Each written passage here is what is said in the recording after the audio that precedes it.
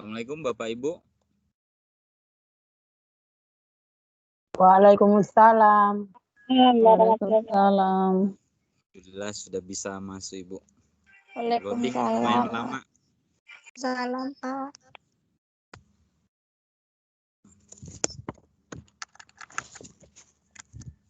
Sehat Bapak Ibu? Alhamdulillah Pak Alhamdulillah sehat. Pak, sehat. Alhamdulillah sehat Pak. Alhamdulillah. Mohon maaf, saya terlambat 7 menit. Gimana kabarnya semua Bapak Ibu semua? Baik? Alhamdulillah baik. Alhamdulillah baik Alhamdulillah Pak. kabar baik Pak. Jadi kita sudah masuk di pertemuan keberapa ini ya? 6 ya kalau tidak salah. 3 terakhir lah. Oke. Iya Pak. Oke, sekarang sudah berapa orang? Cek dulu. 17 dengan saya. Oke, berarti sudah lengkap ya, Bapak Ibu semua. Kita mulai pelajaran untuk hari ini.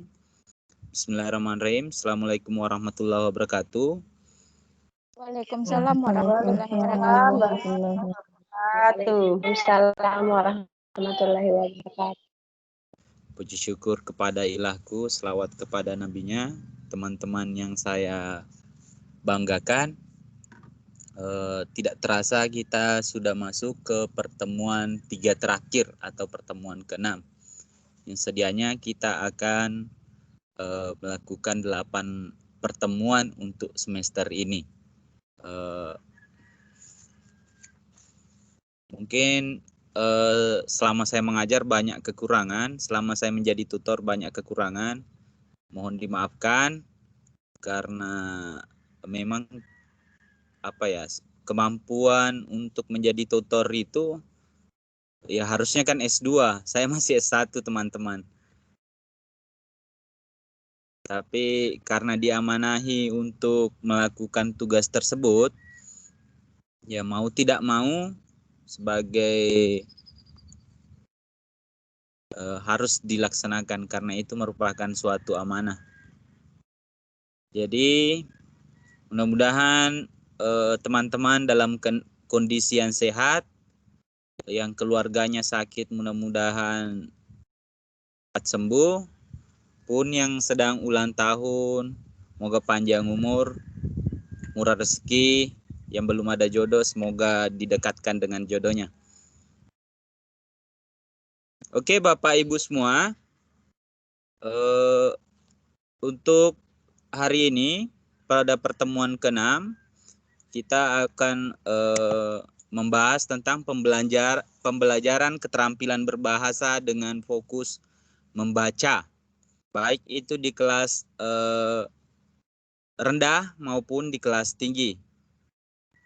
Suara saya kedengaran dengan jelas, Bu? Jelas Pak. Dengaran Pak, Jelas Pak. Oke, alhamdulillah. Tolong langsung ditegur jika tidak terdengar suara, Bu ya. Baik Pak. Karena alhamdulillah kondisi cuaca hari ini benar-benar cerah. Oke.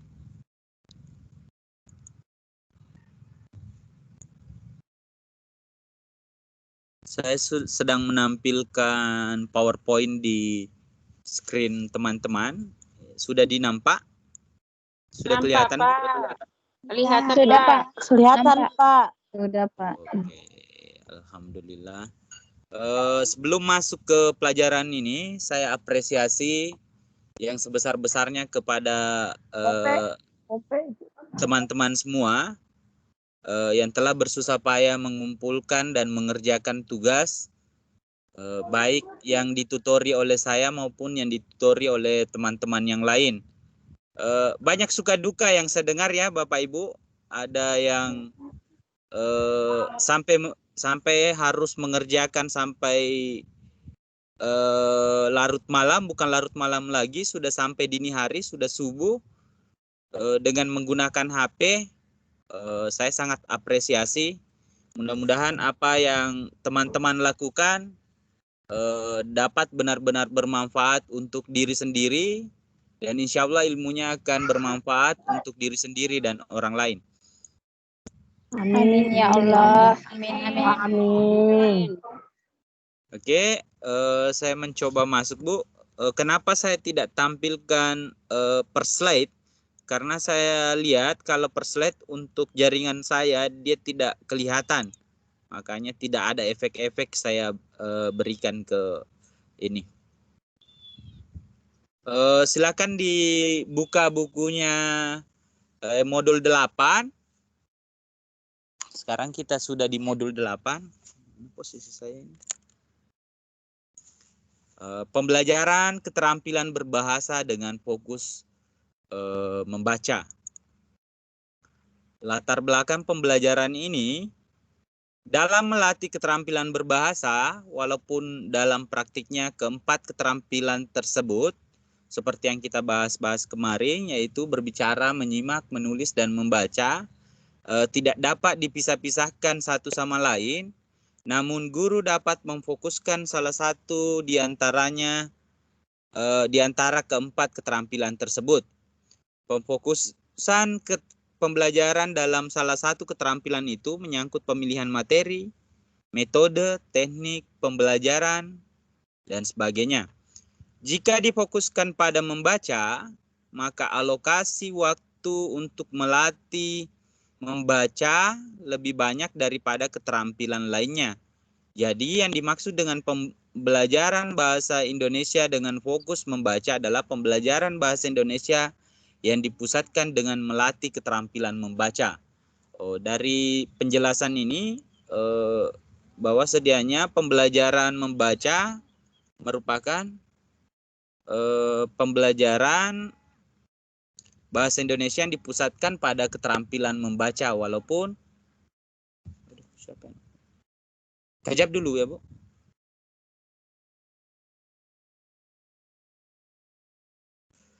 Kita lanjut.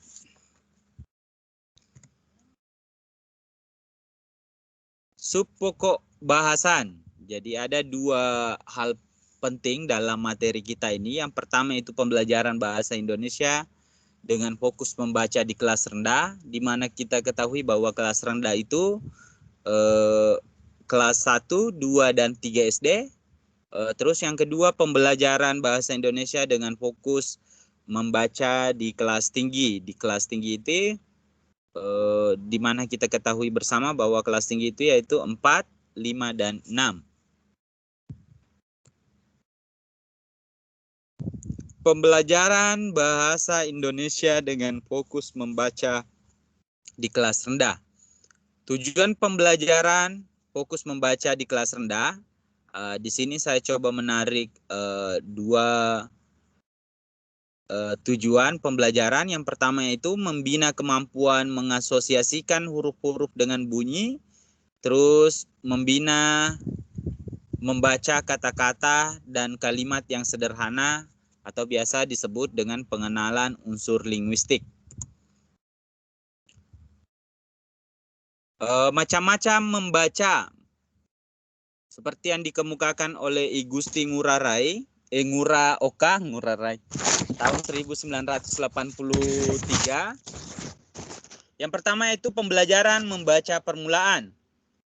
Pengajaran membaca permulaan ini atau pembelajaran membaca permulaan disajikan kepada siswa tingkat permulaan sekolah dasar. Tujuannya adalah membina dasar mekanisme membaca seperti kemampuan mengasosiasikan huruf-huruf, bunyi-bunyi bahasa yang diwakilinya, membina gerakan mata, membaca dari kiri ke kanan, dan membaca kata-kata dan kalimat sederhana. Terus yang kedua, pembelajaran membaca nyaring. Pengajaran membaca nyaring ini di satu pihak dianggap merupakan bagian atau lanjutan dari pengajaran membaca permulaan. Dan di pihak lain dipandang juga sebagai pengajaran membaca tersendiri yang sudah tergolong tingkat lanjut, seperti membaca sebuah kutipan dengan suara Nyaring. Oke, suara saya jelas Bu ya? Jelas, Pak, jelas. Jelas, Pak. Silakan teman-teman tulis tulis ini Bu. Sambil saya mencoba menjelaskan dan membacakan tiap pembahasan yang di poin-poinnya. Terus yang ketiga, pembelajaran membaca dalam hati.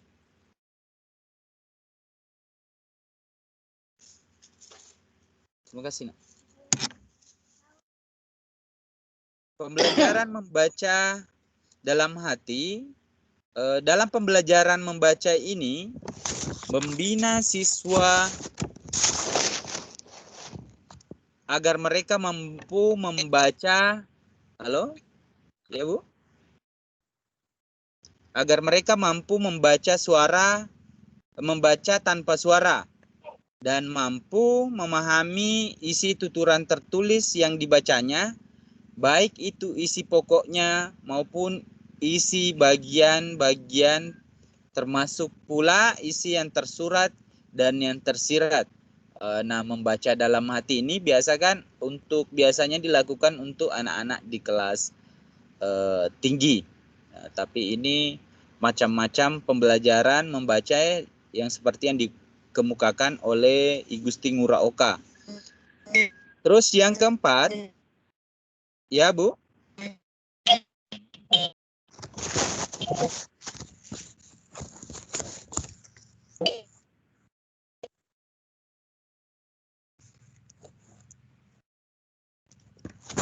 Ya.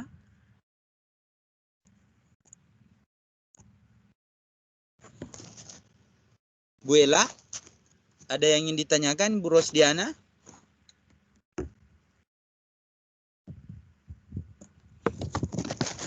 Oke, saya lanjut kembali. Yang keempat yaitu pembelajaran membaca pemahaman. Dalam praktiknya, pembelajaran membaca pemahaman hampir tidak berbeda dengan pembelajaran membaca dalam hati. Jadi, pada poin ketiga yaitu pembelajaran membaca dalam hati dan membaca pemahaman, ini hampir sama. Keduanya memiliki sama-sama fokus pada pemahaman dari apa yang dibaca. Terus yang kelima, pembelajaran membaca bahasa. Pada proses pembelajaran ini dasarnya merupakan alat dari pengajaran bahasa. Guru memanfaatkan untuk membina kemampuan bahasa siswa. Terus yang terakhir menurut I Gusti Ngurah Oka yaitu pembelajaran membaca teknik. Dalam proses ini memusatkan perhatiannya pada pembinaan kemampuan siswa, menguasai teknik-teknik membaca yang dipandang patut. Dalam pelaksanaan pengajaran ini, teknik ini seringkali berimpit dengan pembelajaran membaca nyaring dan pembelajaran membaca permulaan. Itu merupakan 6 macam pembelajaran membaca seperti yang dikemukakan oleh I Gusti Ngurah Oka. Saya kira teman-teman boleh screenshot atau boleh menulis PowerPoint tersebut atau ini. Terus yang selanjutnya membaca menurut Tarigan pada tahun 1983 ada beberapa aspek penting. Nah, aspek penting itu diantaranya yang pertama yaitu keterampilan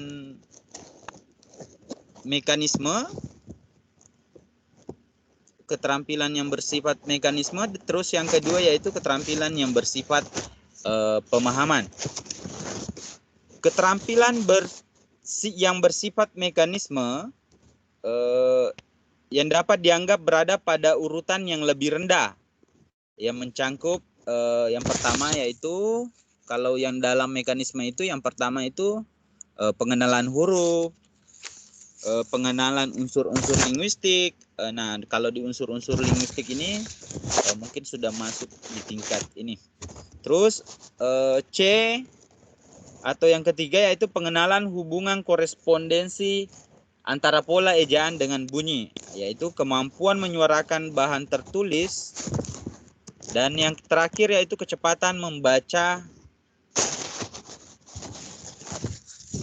dan kecepatan membaca.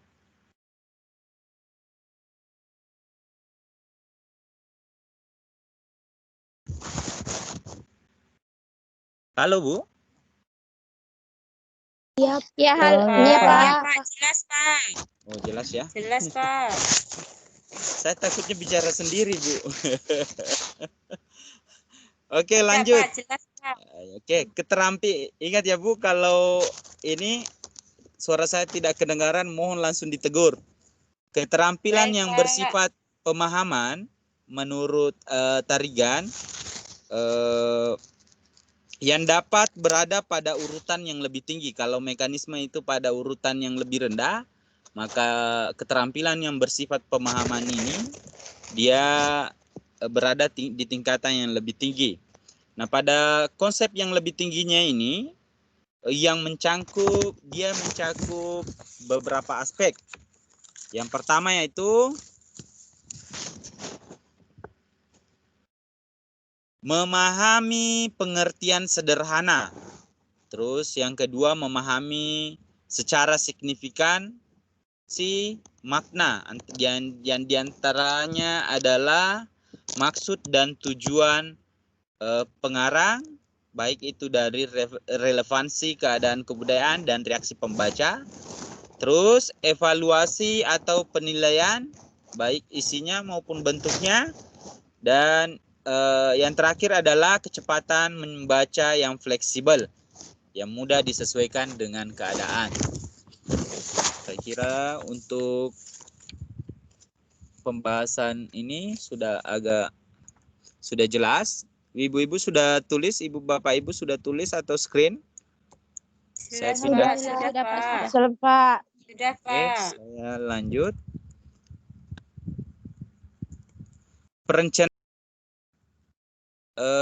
Perencanaan pembelajaran fokus membaca di kelas rendah. Nah, ada 4 poin dari perencanaan pembelajaran ini. Yang pertama, 4 poin yang pentingnya itu seperti yang ada di modul teman-teman. Yang pertama itu kita harus memilih bahan ajar. Nah, memilih bahan ajar merupakan kegiatan yang penting dalam perencanaan pembelajaran. Membaca materi yang akan dipilih hendaknya menunjang dalam pencapaian hasil belajar yang telah ditetapkan sebelumnya. Dalam pemilihan materi atau bahan ajar tersebut, hendaknya seorang guru berpedoman pada kriteria yang dikemukakan oleh Hartati. Yang pertama yaitu nilai kependidikan, nilai kebermaknaan, dan nilai kemanfaatan. Di samping itu, guru juga harus memperhatikan penyajian bahan, termasuk di dalamnya pemilihan bahan ajar yang mengacu pada prinsip mudah ke sukar atau yang mudah ke yang sulit, sederhana ke yang bentuknya lebih kompleks, dari dekat yang jauh, dari yang familiar ke yang asing atau yang dari yang sangat dikenal. Familiar kan? Bahan ajar yang digunakan dalam pembelajaran membaca di kelas rendah bisa berasal dari berbagai sumber. Jadi seperti yang ada di tempat kita ini, di CLC kita sudah mempunyai banyak buku, dan sebelum saya datang mungkin ada bantuan dari BRI tentang bantuan buku-buku bacaan, itu bisa diambil sebagai bahan ajar. Yang jelas harus disesuaikan dengan usia siswa. Nah, walaupun kadang usianya agak tua, terus berada di kelas rendah, saya rasa tingkat kemampuan dan daya tangkapnya walaupun dia berada di kelas tinggi, dia akan tetap diikutkan sesuai dengan tingkatan atau kelasnya, seperti yang terjadi di tempat kita. Di sini kalau untuk memilih metode memilih bahan ajar ini, tujuan utamanya itu anak-anak itu diharapkan mereka melek huruf dan lancar membaca. Teman-teman bisa lihat modulnya pada 8.5, 8.5 atau 8,5 dan 8,6. Terus yang kedua, memilih metode. Setelah teman-teman memilih bahan ajar apa yang akan diajarkan ke siswa teman-teman, maka yang kedua kita harus memilih metode. Dalam menentukan metode yang akan digunakan, pemilihan metode pembelajaran ini hendaknya dipilih sesuai dengan karakteristik siswa dan kondisi kelas. Metode apapun yang digunakan, keberhasilannya tergantung pada kemampuan guru menggunakan metode yang sesuai dengan tingkat kecocokan guru dan siswanya. Artinya guru yang membawakan metode itu menunjukkan penguasaan dan strategi yang tepat, dan siswa yang belajar dengan metode tersebut, mereka merasa saling cocok, lebih memudahkan dalam menangkap materi pembelajaran yang diberikan oleh teman-teman atau guru. Pembelajaran bahasa Indonesia di kelas rendah dengan fokus kompetensi membaca di kelas rendah terklasifikasi ke dalam 2 tahapan, yakni membaca permulaan untuk kelas 1-2, membaca lanjutan tingkat dasar untuk kelas 3. Metode pembelajaran membaca permulaan pada dasarnya disatu paketkan dengan pembelajaran menulis permulaan. Melalui pembelajaran membaca menulis permulaan atau MMP, pembelajaran keterampilan membaca di kelas permulaan lebih ditunjukkan kepada kemampuan melek huruf. Artinya pembelajaran membaca di kelas rendah ditunjukkan agar anak-anak dapat membaca pada tingkat dasar. Adapun metode-metode yang bisa digunakan oleh guru pada pembelajaran membaca permulaan kelas rendah adalah sebagai berikut. Nah, di sini teman-teman semua, khususnya yang mungkin memegang kelas rendah, kelas 1, kelas 2, pun kelas 3, yang pertama, walaupun ada satu paket antara menulis permulaan dengan membaca permulaan. Nah, untuk membacanya, karena ini fokus membaca, teman-teman bisa lihat pada modul teman-teman sendiri pada 8.7. Ada metode membaca permulaan, ada beberapa ini. Kalau tidak silap itu, atau kalau tidak salah ada 6. Kalau yang di sini, kalau di internet juga masih ada lagi. Coba yang pertama, metode membaca permulaan. Untuk yang pertama, metode abjad atau alfabet. Prinsip dasar pada metode abjad atau alfabet ini adalah memulai pembelajaran membaca dengan terlebih dahulu mengenalkan huruf-huruf secara alfabet. Mula-mula diperkenalkan bentuk-bentuk huruf sesuai dengan alfabetnya dan dibaca, dilafalkan secara alfabet secara pula. Misalnya diperkenalkan huruf A, B, C, D, E, F, dan seterusnya. Yang dilafalkan sebagai A. Jadi teman-teman mungkin menulis di papan tulis atau ada lembar kertas yang sudah di-print, diperlihatkan ke anak-anak dengan penyebutannya A, B, C, dan seterusnya. Dalam pembelajaran ini, siswa diminta untuk membunyikan huruf-huruf itu secara lepas. Setelah itu pembelajaran dilanjutkan dengan belajar merangkaikan huruf-huruf lepas menjadi suku kata. Demikian seterusnya merangkaikan suku kata menjadi kata dan rangkaian kata menjadi kalimat sederhana. Jadi dari huruf huruf dirangkai menjadi kata, kata menjadi kalimat, dan seterusnya. Kalimat menjadi paragraf, dan seterusnya. Bagaimana teman-teman?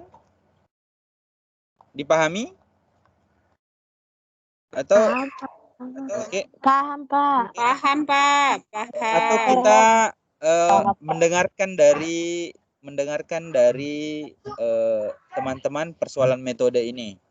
Kalau metode abjad, teman-teman biasa lakukan dalam berapa pertemuan, Bapak Ibu semua?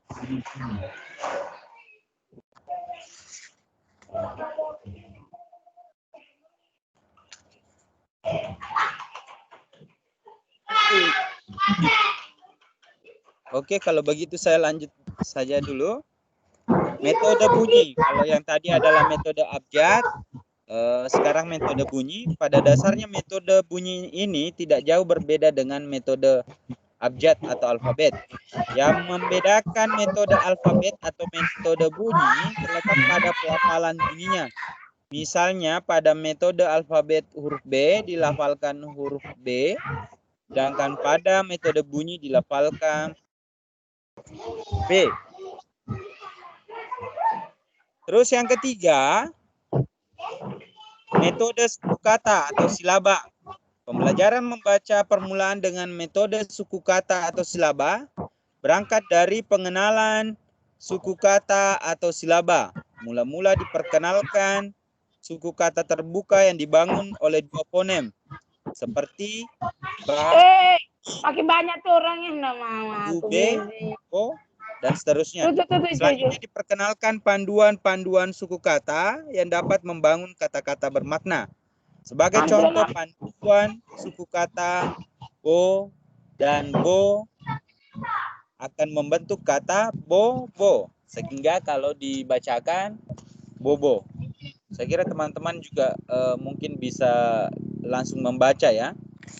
Mungkin bisa di teman-teman saya yakin sudah membaca ini juga. Kalaupun belum, teman-teman saya harapkan bisa membaca ini supaya lebih mendalami pemahaman pembelajaran membaca atau metode memberikan metode yang tepat untuk anak-anak dalam pembelajaran membaca. Terus yang keempat, metode kata lembaga. Metode kata lembaga ini dikenal juga sebagai metode kata atau metode lembaga kata. Disebut demikian karena metode ini diawali dengan kegiatan pengenalan kata tertentu yang dianggap sebagai lembaga atau pangkal untuk mempelajari unsur-unsur pembangun terkecilnya, yakni suku kata hingga huruf. Proses pembelajaran membaca dengan metode ini lebih mencerminkan proses pengupasan bentuk lebih besar menjadi unsur langsung terkecil di bawahnya.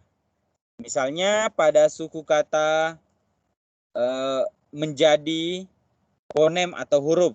Untuk membantu skema siswa, kata yang dijadikan lembaga harus disertai dengan gambar sebagai berikut ini.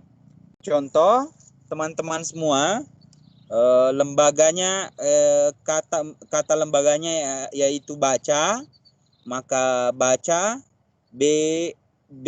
ba, terus digaris ca, terus dipisah lagi, jadi tetap dipisah-pisah terus supaya anak-anak lebih paham. Seperti yang terlihat di gambar buku modul teman-teman. Terus yang kelima, metode global.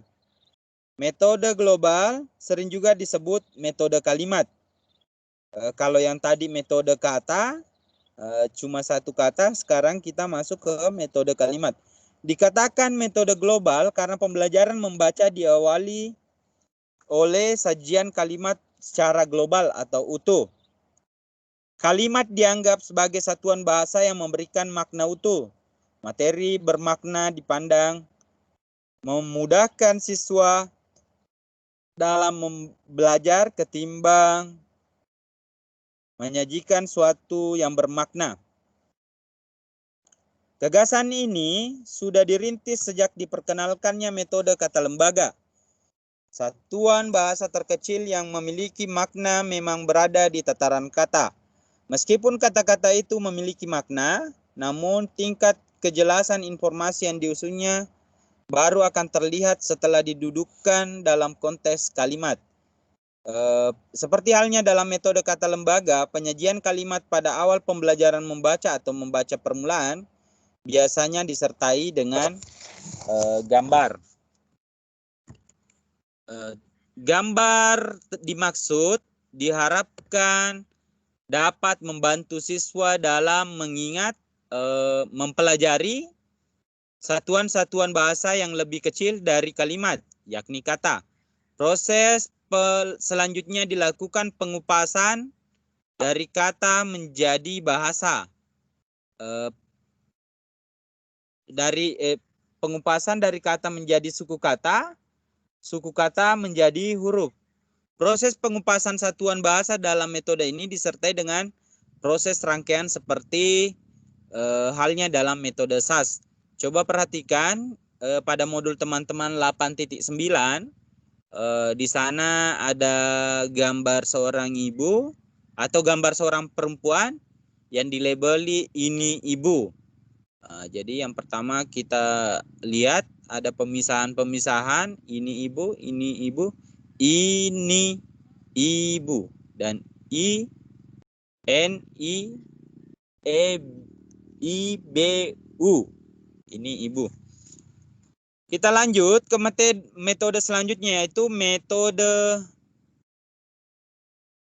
SAS. Merupakan singkatan dari struktur analitik sintetik. Pada dasarnya metode ini hampir sama dengan metode global, hanya pada metode ini disertai dengan proses perangkaian kembali atau sintetis. Kalau yang tadi global itu seperti yang digambar itu, digambar buku teman-teman atau modul teman-teman. Ini ibu, yang satunya tadi itu secara rapat atau secara yang biasa ditulis oleh anak-anak, terus turun ke bawah itu sampai terpisah-pisah. Kalau ini sintetik, dia akan kembali lagi. Saya kira teman-teman boleh lihat sendiri. Terus selanjutnya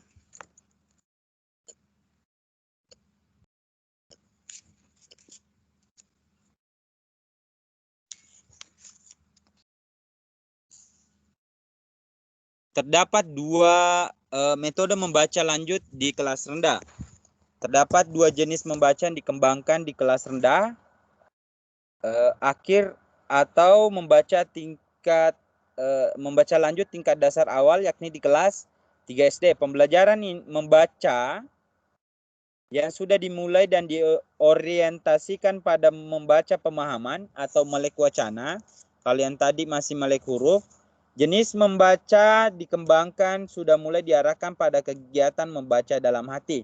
Seperti yang saya jelaskan tadi, menurut I Gusti Ngurah Oka, membaca yang dikembangkan sudah mulai diarahkan pada kegiatan membaca dalam hati.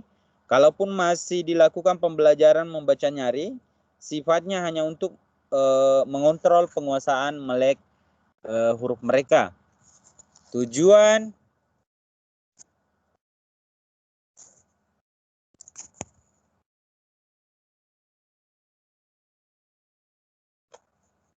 utamanya harus tetap diorientasikan pada pemahaman isi bacaan. Terus yang ketiga yaitu merancang kegiatan pembelajaran. Setelah memilih bahan ajar dan metode pembelajaran, langkah-langkah selanjutnya adalah merancang kegiatan pembelajaran. Rancangan kegiatan pembelajaran ini disebut juga rencana pelaksanaan pembelajaran. Saya kira teman-teman juga sudah paham kalau untuk pembuatan RPP, karena saya yakin teman-teman sebelum mengajar sudah membuat RPP. Untuk merancang kegiatan pembelajaran ini, teman-teman boleh lihat di bukunya. yang mana yang menjadi apa standar kompetensinya, SKKD-nya dan sebagainya. Terus yang keempat, menyusun penilaian membaca di kelas rendah. Nah, di sini pun teman-teman boleh lihat seperti yang pernah dibahas dalam modul sebelumnya, penilaian dapat diartikan sebagai proses atau menghimpun informasi secara menyeluruh berkaitan dengan proses pembelajaran dalam hasil belajar yang telah dilaksanakan. Hasil penilaian ini dapat dijadikan acuan untuk menentukan tindakan selanjutnya. Dalam menyusun penilaian pembelajaran membaca di kelas rendah, ada beberapa yang harus diperhatikan oleh guru.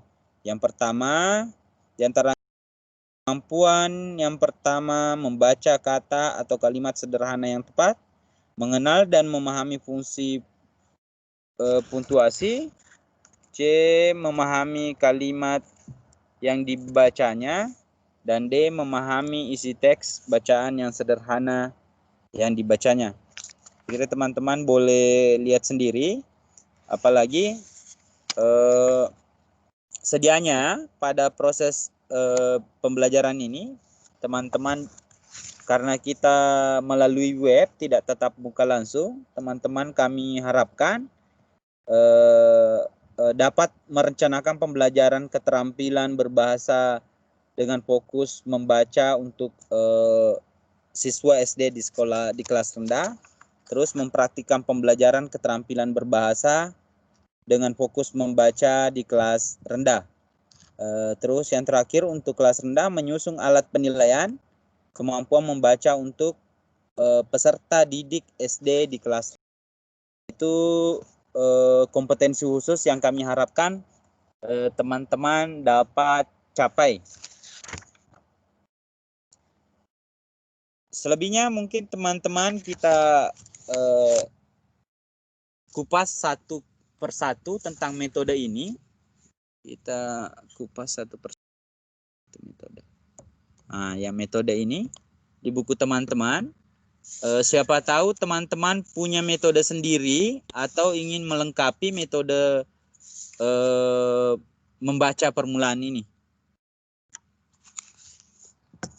Halo, teman-teman. Iya, Pak. Iya, Pak. Iya, Pak. Dengar, Pak. Iya, Pak. Kalau dalam metode yang dipilih teman-teman untuk mengajarkan anak-anak untuk membaca, apakah ada dalam metode yang saya bacakan tadi atau teman-teman punya metode sendiri untuk mengajarkan membaca ke anak-anak untuk sekolah rendah supaya menjadi pedoman kita atau minimal jadi pembanding dengan metode yang sebelumnya kami lakukan supaya anak-anak yang ada di Sarawak ini bisa cepat membaca khususnya untuk yang sekolah rendah.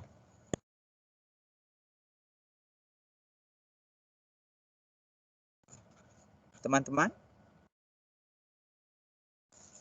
Bu Sri Pak. mungkin ada ini. Iya, Pak.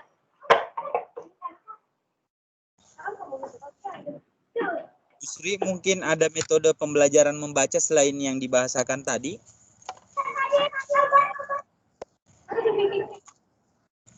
Atau ada pengalaman dengan siswa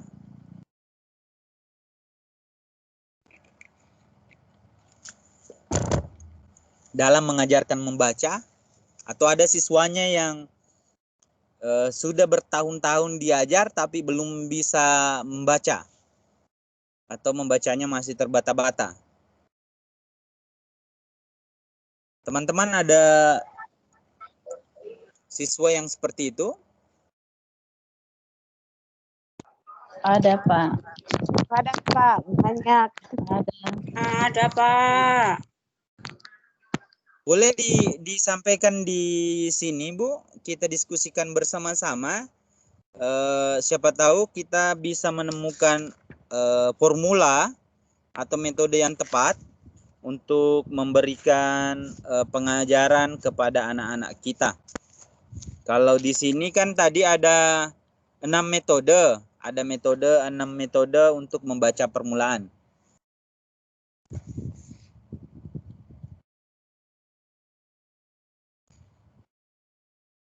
Halo Bu. Bu Siti Iya, Rosdiana mungkin ingin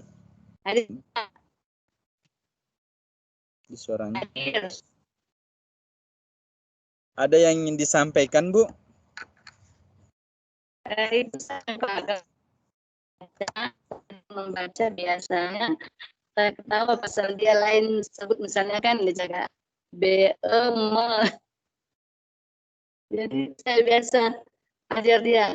Saya cakap kalau M itu mulutnya. Jadi kalau M ditambah E dia akan tutup mulut di bibir juga. Oh iya ya. Seperti itu. Dipengaruhi oleh ini ya, dialek bahasa daerah mungkin ya Bu. Ya. Seperti karena di sini kebanyakan di Sulawesi lebih fokus pada pengucapan ya Bu. Seperti itu. Pengucapan. Pak ya. Kalau Bu Sri mungkin ada yang ingin disampaikan. Maksud saya seperti ini Bu. Dalam 6 metode ini, halo Bu, dalam Halo, iya, 6 Pak. metode yang metode pembelajaran ini, metode pembelajaran membaca ini ada 6 metode. Mana yang sering teman-teman gunakan untuk dipraktikkan di sekolah supaya kita bisa mencari referensi untuk melakukan pembelajaran membaca atau melakukan pengajaran membaca ke anak-anak sekolah rendah. Walaupun kadang ada siswa yang tua tapi dia berada di kelas rendah. Seperti yang di tempat kami ada beberapa siswa baru. Walaupun umurnya sudah tinggi, ada siswa yang laki-laki tapi membacanya masih sangat kurang. Mungkin bisa teman-teman di sini kita bisa diskusi metode apa yang bagus digunakan untuk anak-anak yang umurnya sudah agak tua tapi belum bisa membaca. Baik, Pak. Halo? Halo, ya, kedengaran Bu. Silakan. Oke. Kebetulan yang metode yang di buku ini kebetulan sama dengan yang saya ajarkan di sekolah, Pak ya. Urutannya pun hampir sama, jadi dimulai dari abjad, kemudian metode bunyi, lalu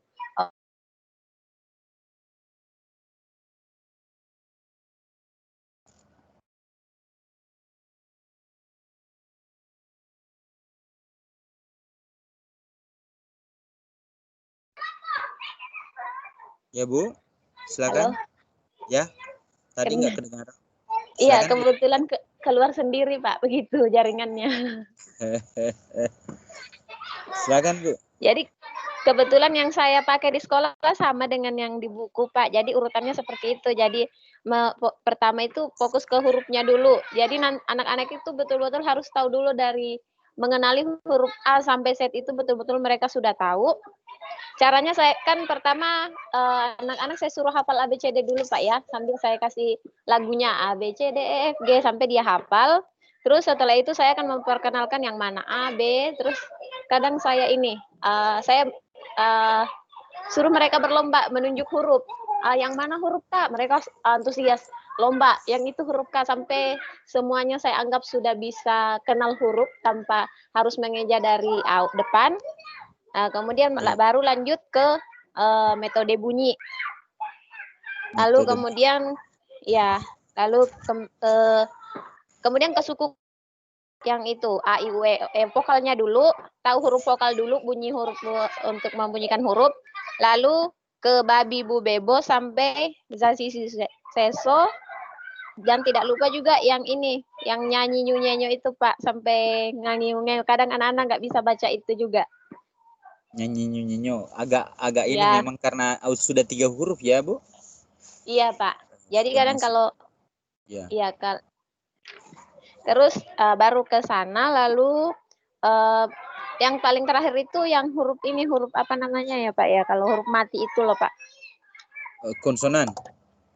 Ya, NG, kayak ya, pokoknya setiap huruf mati yang mulai dari huruf B, saya belajar dari huruf B dulu, beri mereka dari huruf B dulu sampai terakhir yang matinya itu sampai huruf Z. Jadi bertahap, Kak. Jadi anak-anak itu harus menguasai satu tahapan dulu betul-betul sudah mahir baru pindah begitu. Dan itu berlaku Halo? untuk siswa Itu yang kelas sudah agak rendah, tua, Pak. Bu. Iya, itu pun walaupun dia sudah tua, tapi masih saya pikir tahapnya masih di sini ya. Saya kasih tahap yang mereka mampu. Tapi kalau yang sudah kebetulan dulu ya Pak ya, ada kelas pindahan dari Indonesia dari kampung. Kebetulan harusnya sudah kelas 4, tapi belum bisa membaca. Jadi saya ikutkan lagi. Tapi saya nggak kasih sambil saya mengajarkan membaca, saya juga kasih materi pelajaran. Tapi nggak kasih materi kelas 4, saya kasih materi yang kelas rendah. Biar kan kebetulan kan kelas rendah materi bacaannya kan lebih ringan gitu, Pak ya. Jadi anak-anak kadang lebih tertarik. Nah, setelah lancar membaca baru saya kasih materi yang sebenarnya. Karena saya berpikir begini, Pak, kalau anak-anak nggak bisa membaca, bagaimana mereka bisa belajar begitu? Betul. Walaupun kalau iya. Terus ini juga melatih menjawab soal pilihan ganda, Pak. Biasanya kalau ini anak-anak sambil tapi membimbingnya harus kita berhadapan langsung sama anak-anak. Kebetulan kan di sini ya muridnya tidak terlalu siswa banyak. Kelas berapa itu, Bu? Yang kelas tinggi, yang maksudnya yang belum lancar ya, Pak ya, mungkin sudah bisa mengeja huruf persuku kata tapi belum lancar. Jadi saya kadang kasih ini soal pilihan ganda, jadi dia semacam tertantang ingin tahu jawabannya apa ya. Jadi kita suruh dia baca dari depan sampai dia paham soalnya, kemudian kita bimbing. Nah, kira-kira yang mana jawabannya ini? Kamu baca bagian A, apa pilihannya? Maksudnya itu sebenarnya bukan untuk dia tahu jawabannya, tapi sampai dia sadari kita sebenarnya memancing dia untuk membaca begitu, Pak. Supaya anak-anak ada animo untuk membaca ya. Ya, Makasih banyak Bu Sri. Ya, oke. Terima Suatu kasih, pengalaman yang sangat baik dari Bu Sri yang bisa kita terapkan di sekolah masing-masing. Atau ada lagi, Bu? Bapak Ibu? Saya Pak Selvi. Silakan Bu Selvi. Saya mau bertanya sama Ibu Sri, apa dari mengajar itu ada waktu terkhusus atau di saat jam pelajaran berlangsung? Karena kita tahu kelas kita kan biasanya ada kelas 1, 2, 3, kelas rangkap. Terus apakah tidak biasanya Pak saya mau macam itu kan, terus yang kelas 1, 2, dan 3 atau kelas 2 ada yang sudah tahu membaca, terus saya ajar yang tidak tahu membaca, terus yang anak yang tahu membaca, sudahlah cikgu saya mau belajar ini, sudah tahu saya itu. Bagaimana, adakah solusi dari Ibu Sri kan? Ada solusi untuk bagaimana, ada waktu kah terkhusus atau di saat jam pelajaran dimulai kah? Atau pelajaran sedang berlangsung macam itu diajarkan sistemnya itu Pak yang tadi jelaskan. Ya. Oke, makasih. Oke, baik Bu. Oke, terima kasih Bu Selvi. Jadi silakan Bu Sri. Iya Pak. Iya, kalau yang saya lakukan itu begini, maksudnya walaupun dia kelas 4 ya Bu, walaupun dia punya teman kelas 4, tapi saya tidak samakan pelajarannya. Teman-temannya tetap belajar materi yang seharusnya, dia tetap saya kasih materi yang fokus untuk membaca seperti itu Bu. Walaupun dia di kelas yang sama tapi materinya berbeda. Terus kalaupun dia tidak bisa, saya kadang gabung dengan kelas yang tahap pelajarannya sama. Misalkan fokus membaca begitu Bu. Mungkin itu maksudnya Ibu Selvi. Jelas Bu. Saya sedikit tambahkan juga, mungkin kita bisa melakukan apa yang seperti yang dilakukan oleh karena kita kan terkendala oleh waktu ya Bu, terkendala oleh waktu pada saat kita mengajar di kelas rangkap itu. Di dalam satu ruangan ada tiga kelas, ada 3 tingkatan yang kita ajar secara bersamaan. Kita kadang terkendala oleh waktu dan masalah teknik pengajaran, kadang kita blank sendiri. Mungkin yang lebih ada tambahan sedikit seperti yang diterapkan oleh di pondok-pondok pesantren itu, metode belajar dengan teman juga. Jadi yang sudah agak pandai membaca, supaya kita tidak fokus ke satu siswa saja. Yang tidak bisa membaca itu kita yang lainnya jadi terbengkalai. Ada metode belajar teman sebaya ceritanya lah. Jadi teman-temannya yang sudah mampu membaca atau sudah mengenal huruf itu diminta tolongi untuk mengajar temannya yang belum tahu apa-apa. Mungkin seperti itu. Yang biasa seperti diterapkan oleh di pesantren-pesantren seperti mengajar mengaji. Yang tidak bisa itu diajar oleh kakak kelasnya atau teman kelasnya yang sudah pandai. Seperti itu. Mungkin sedikit tambahannya seperti itu. Untuk persoalan waktunya, supaya menjawab waktu kapan mereka. Jadi dalam waktu yang bersamaan, anak-anak yang diajar juga tidak, maksudnya beberapa temannya yang sudah pandai membaca itu tidak tidak dirugikan dengan dengan pemfokusan belajar ke siswa yang belum bisa membaca tersebut. Mungkin seperti itu. Terima kasih, Pak. Sama-sama, Bu. Ada lagi, Bapak, Ibu?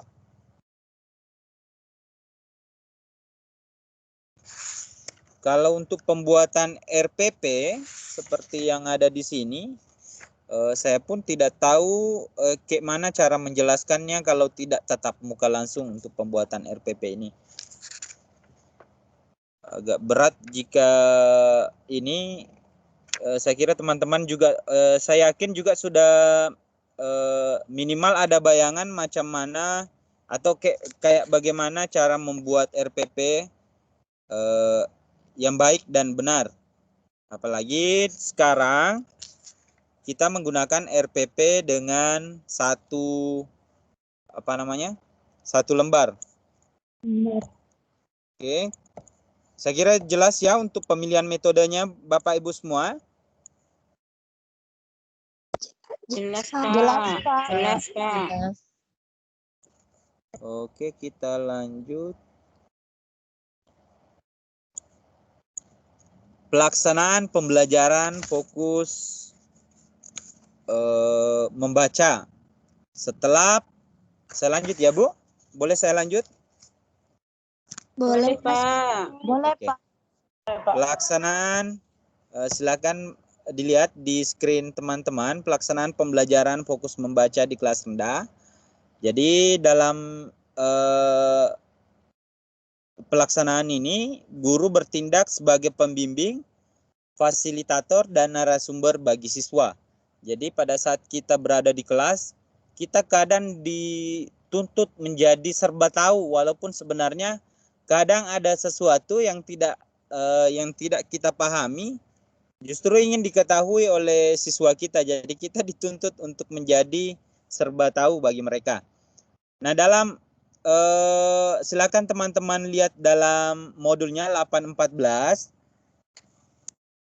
Setelah semua persiapan pembelajaran bahasa Indonesia dengan fokus membaca di kelas rendah selesai, Anda siap untuk melaksanakan pembelajaran di kelas. Pada hakikatnya, pelaksanaan pembelajaran di kelas merupakan wujud nyata dari penjabaran persiapan yang telah Anda lakukan. Dalam pelaksanaannya, guru hendak bertindak sebagai pembimbing, fasilitator, dan narasumber bagi siswa. Agar Anda memiliki gambaran tentang bagaimana pembelajaran bahasa Indonesia dengan fokus membaca di kelas rendah, ada contohnya seperti yang ada di buku dengan tema kejadian sehari-hari. Kelas 1 semester 2, fokus pembelajaran membacanya 50%. Aspek yang dipadukan karena ini adalah 4 aspek yang tidak bisa dipisahkan, yaitu membaca, menyimak, berbicara, dan menulis. Di sini yang pertama kegiatan awal guru mengucapkan salam.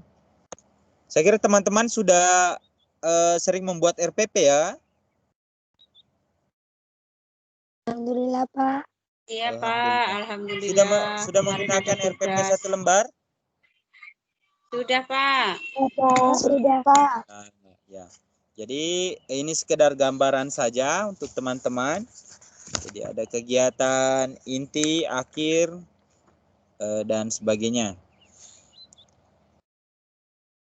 Terus yang keempat atau D, penilaian membaca di kelas rendah. Yang pertama yaitu ada yang namanya tes respon terbatas.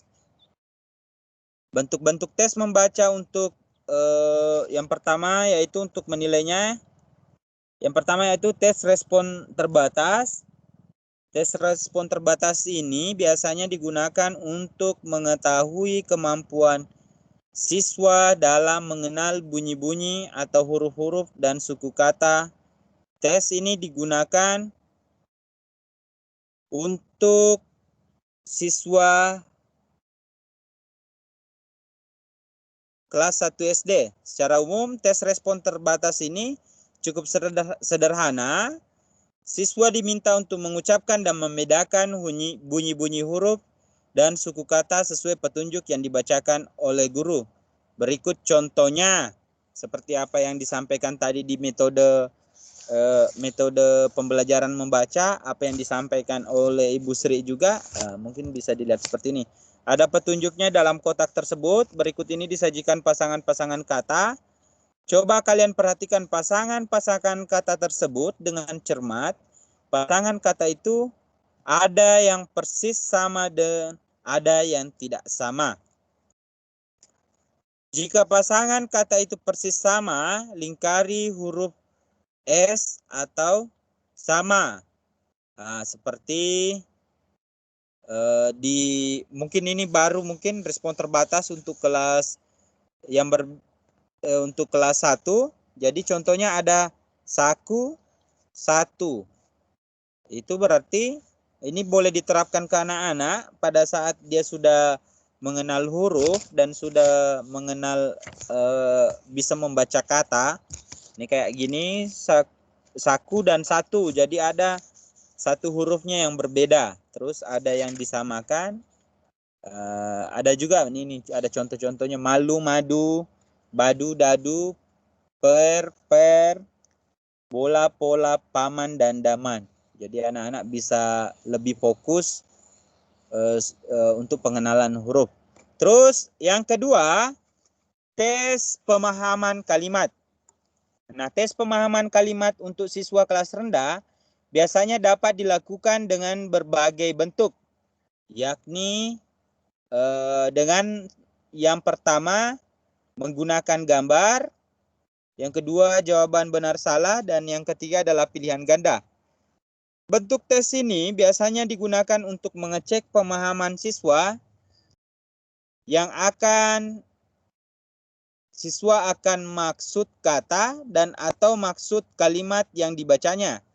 Berikut contoh bentuk tes pemahaman kalimat dengan varian-variannya. Yang pertama yaitu bentuk tes pemahaman kalimat dengan menggunakan gambar.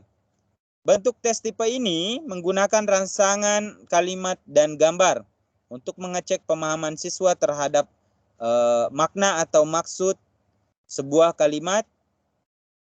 Dapat diketahui dari ketepatan siswa dalam memilih gambar-gambar tersebut dan sesuai dengan bentuk dan maksud kalimat tersebut. Contohnya seperti yang ada di buku teman-teman. Silakan, jadi anak-anak diberikan sebuah gambar. Terus di bawah ini disediakan kalimat gambar-gambar. Pilihlah gambar yang cocok dengan kalimat yang dimaksud. Contoh, ada 2 gambar kambing. Jadi berarti jawabannya adalah B. Ini sangat bagus untuk diterapkan ke siswa kita. Apalagi jika gambarnya berwarna. Biasanya anak-anak suka melihat gambar yang berwarna. Dan kalau teman-teman punya InFocus di sekolah, ini bisa dipakai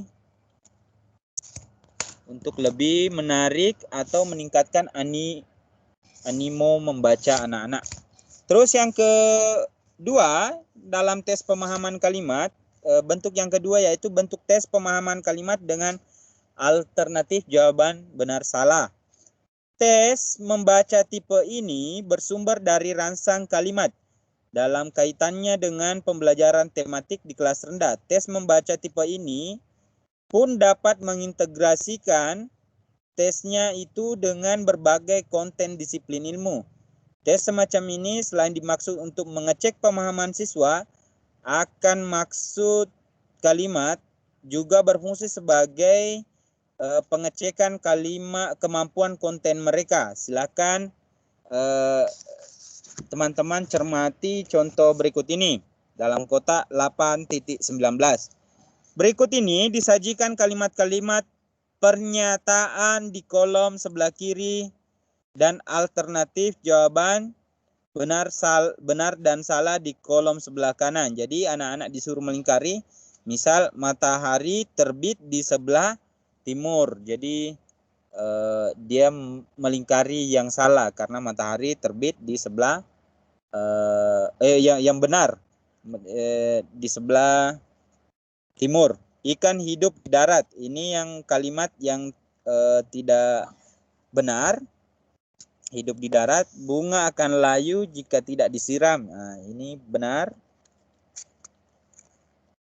Jadi benar salah. Cicak hidup di air berarti salah. Kecuali cicak air atau buaya.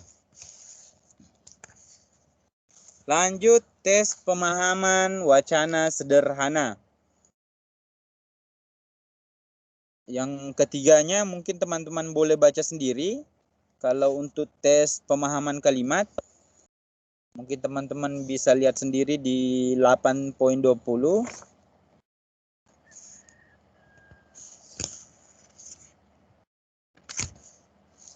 Coba dilihat.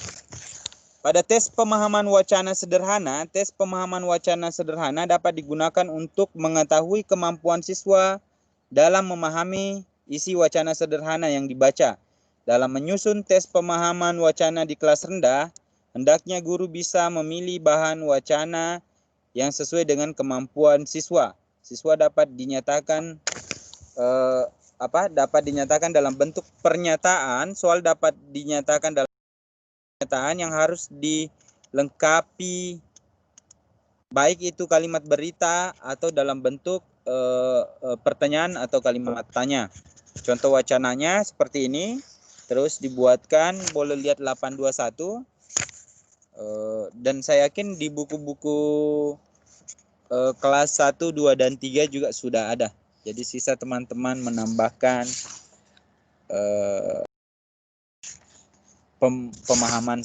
pemahaman yang ada, yang kita pelajari hari ini. Persoalan, jika teman-teman ingin memberikan wacana-wacana, saya kira di buku modul untuk kelas 1, 2, dan 3, buku tematiknya sudah di sana sudah banyak wacana-wacana yang bisa diberikan ke anak-anak. Saya kira sudah jelas Bapak Ibu semua untuk pembelajaran bahasa Indonesia di kelas rendah. Kita lanjut.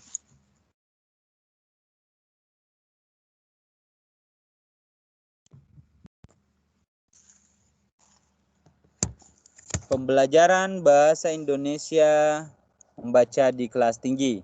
Jadi tujuan membaca di kelas rendah bersifat mekanis yang biasanya disebut membaca permulaan, maka tujuan membaca di kelas tinggi merupakan kelanjutan dari membaca di kelas rendah yang biasanya disebut membaca lanjut dengan penekanan pada pemahaman.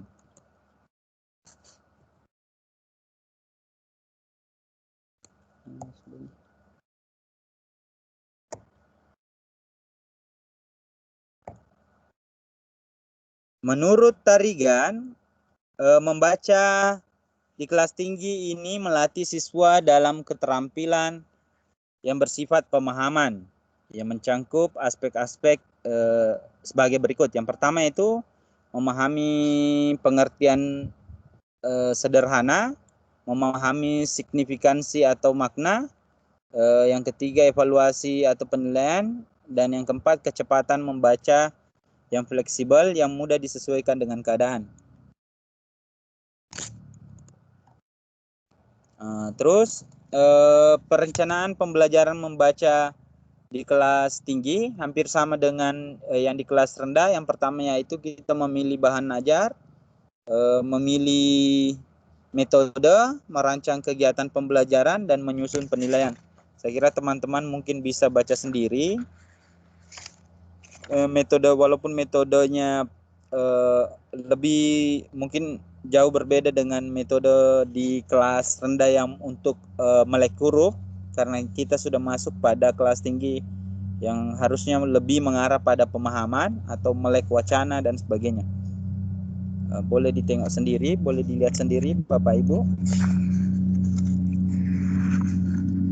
Begitupun pada penyusunan penilaian, boleh tes respon jawaban.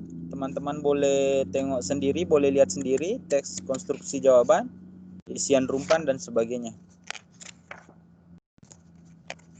Saya kira untuk teman-teman, halo Pak. Iya, Pak. teman-teman sudah dapat info dari pihak UT tentang LMS.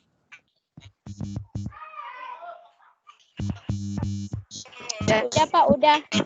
Udah ya Bapak Ibu. Apakah ada tutor yang sudah menggunakan LMS? Karena kemarin katanya sudah bisa diakses. Halo Bapak Ibu. Belum Mungkin Ibu Nini sebagai ketua tingkat boleh jawab dulu. Iya, Pak. Sinyalnya bagus, Bu. Pak, belum ada yang bagus, Pak. Belum ada yang masuk di LMS, Pak. Nah, LMS itu kalau pemahaman saya setelah baca-baca dari ininya sebagai tempat diskusi antara tutor dengan mahasiswa. Mengingat kita sisa 2 pertemuan setelah pertemuan ini, mungkin kita akan padatkan perbincangan di sana, dan kemungkinan besar mungkin saya coba tanya-tanya dulu karena saya terus terang belum terlalu paham juga tentang bagaimana sistem LMS ini. Apakah halo Bu Nini, boleh dimatikan ininya dulu? Iya, Pak. Agak ini Iya, story. Pak. Di mana punya saya?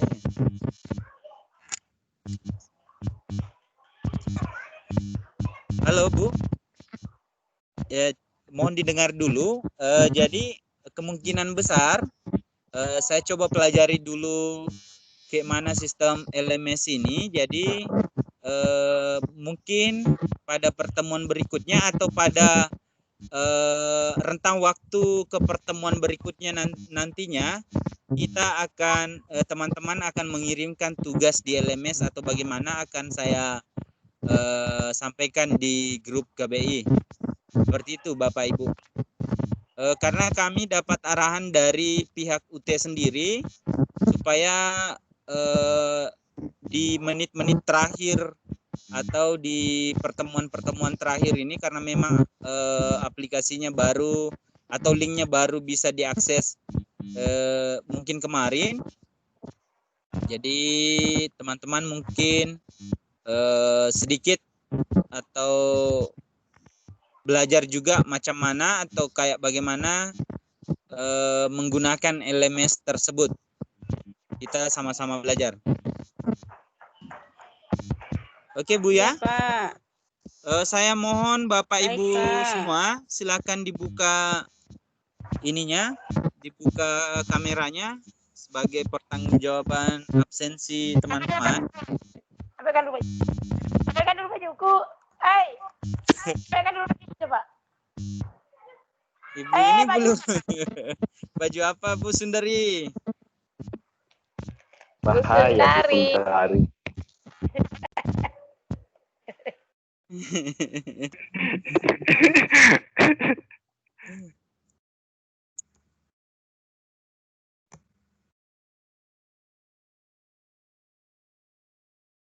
Silakan dibuka teman-teman semua.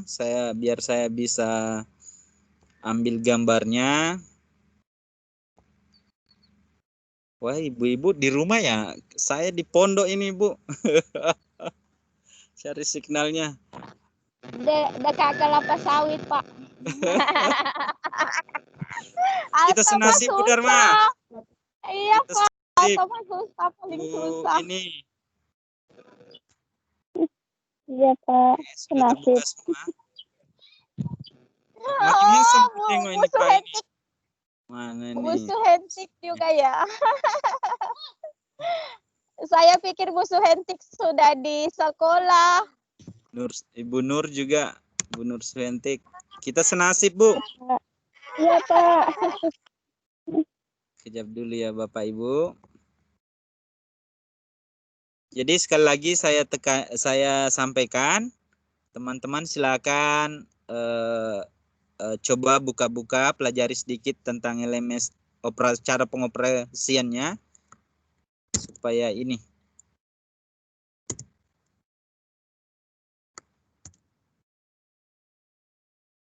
Satu.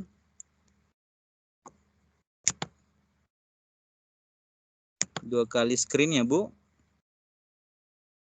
Saya baru satu kali. Dua.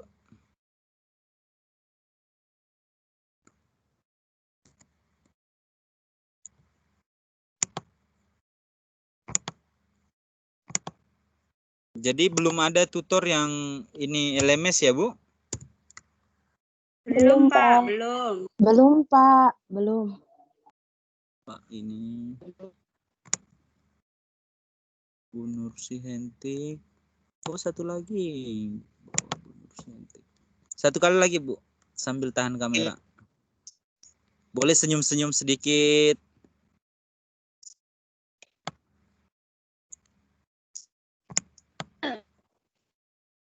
Kami oke.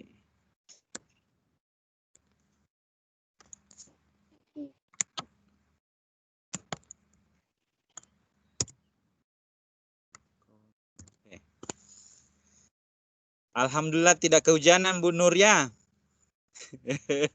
Alhamdulillah, Pak. Alhamdulillah. Oke, teman-teman semua. Demikian untuk pembelajaran hari ini. Sekali lagi, boleh dimatikan kameranya sudah. Saya tengok ini yang screenshot dari tadi nih. Boleh dimatikan. Nanti mudah-mudahan kuliah kita nantinya untuk 2 terakhir berjalan lancar. Sekali lagi saya mohon maaf atas segala kekurangan.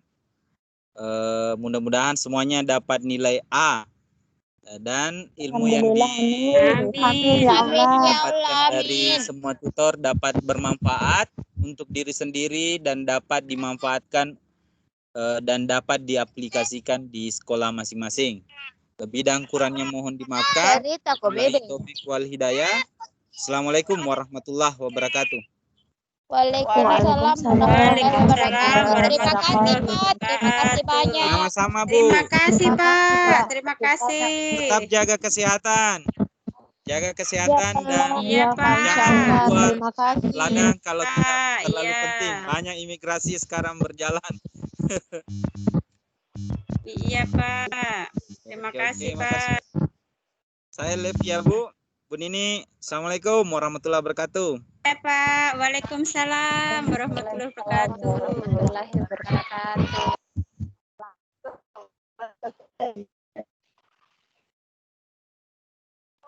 Tidak pakai. Perbaiki gunung begini, baru posisinya di dalam tak begini. Lama.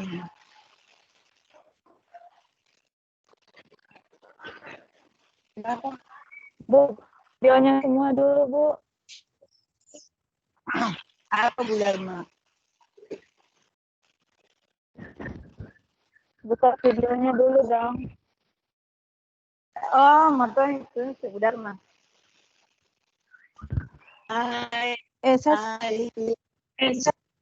sempat keluar. Ada tugas kah? Sempat keluar saya tadi. Ada tugas kah? Tidak, Halo. belum Bu, tidak ada. Oh, alhamdulillah. Saya sempat Pas keluar tadi. masuk. Banyak sudah tugas kita Bu.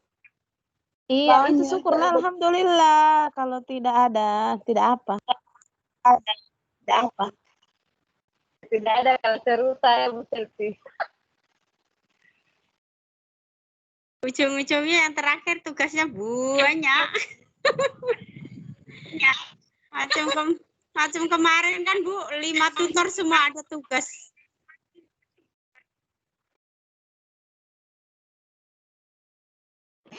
Gemuk Ibu Novi kan?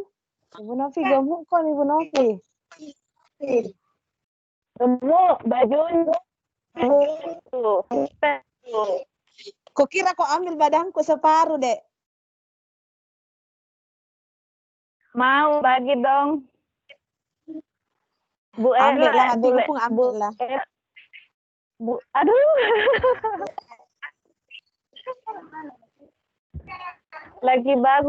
Lagi bagus jaringanku, Bu. Alhamdulillah.